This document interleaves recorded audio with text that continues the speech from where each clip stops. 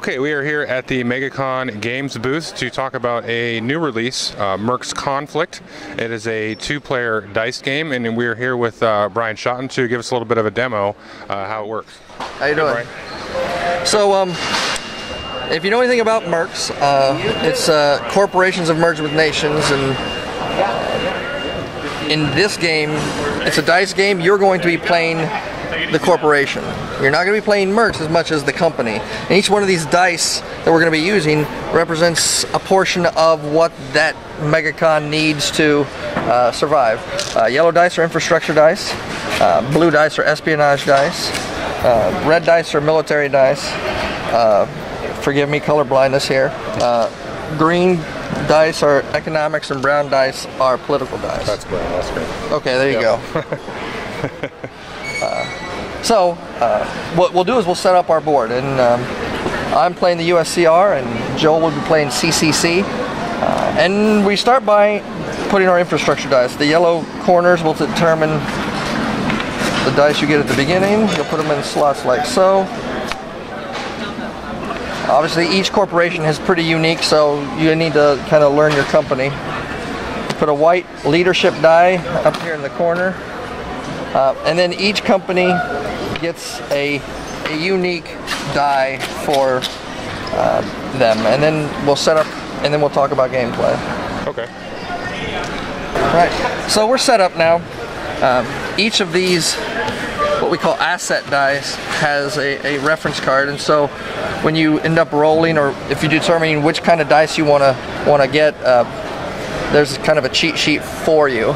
Gotcha. So what's going to happen is you start with basically one asset die and a bunch of infrastructure dice, and you want to determine which resources you're going to use. And so let's say I'm going to do something like this.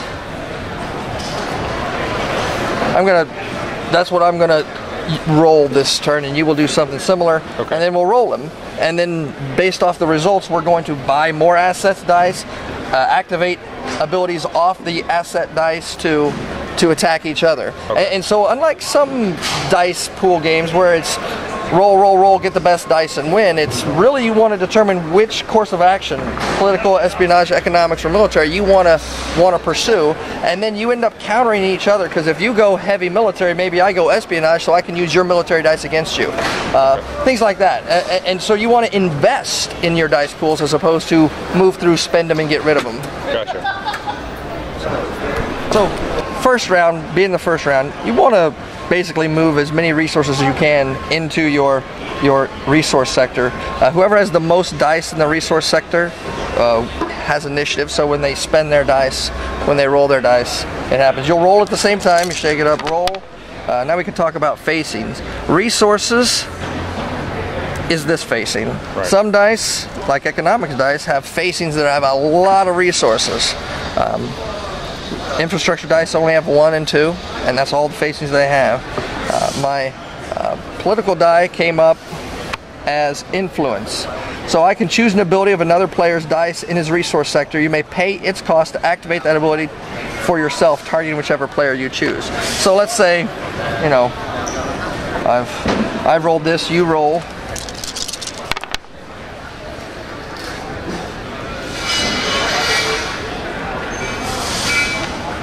And you want to activate that ability. Since you have initiative, you can activate that ability before I do. Okay.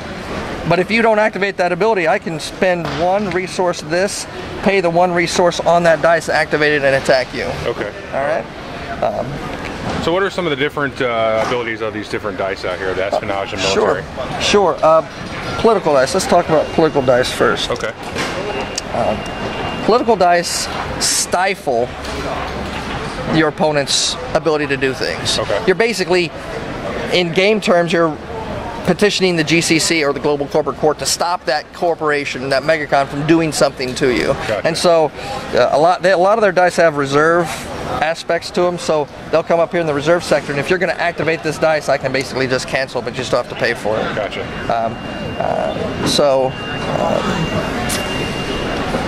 Yeah. Things like red tape, legislation, influence, and reparations. You can make their dice more expensive. Okay.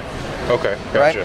Right? And so that's the political dice. Espionage dice, they're a pretty powerful die, and that's why a lot of MegaCons don't have a lot of espionage ability. Okay. But there are 4 factions in the box. And so the terrorist organization, FCC House 9, they have a lot of espionage dice, right? Cool. And so each company has a different dice pool that they favor, and they have different abilities based off of specific dice. Okay. So what's the trigger for the end game, and how would you assess victory? Sure. Victory's pretty simple. If during any portion of your game turn you have no dice in your corporate sector, the game is over and you lose. Okay, all right. Otherwise, it's a 10-round game. Okay. Moves pretty fast. You can play basically a full game in 15 to 20 minutes. Okay. If it hits 10, it tends to not get to 10. You could tend to destroy another person's corporate sector by some. Okay. They'll either make a mistake by, they'll leave too few dice in here. For instance, in that same situation. Okay. This is my pool, right? Yeah. If you somehow had 2 military dice and you roll that and you can pay for it, right? You basically can pick 2 sectors and destroy them. Gotcha. And so, oh my gosh, gotcha. I've been put in a situation. The other mechanic is military isn't the importance of the dice as far as at the end how many dice you have has to do with the top to bottom in your corporate sector. Political dice are more important than espionage dice, which are more important than economic dice and military dice. Gotcha. Military dice during the game may affect change in the person the easiest, but at the end of the game, if it's going to be a 10-round game and you don't have any political or espionage dice, you're going to lose. Right. So it's a little bit of a balance between like the engine building of the political and the espionage to the actually smacking the guy in the face at the bottom. Right. Okay. Well, cool. Thanks, Brian. I appreciate it. No problem. Thank you.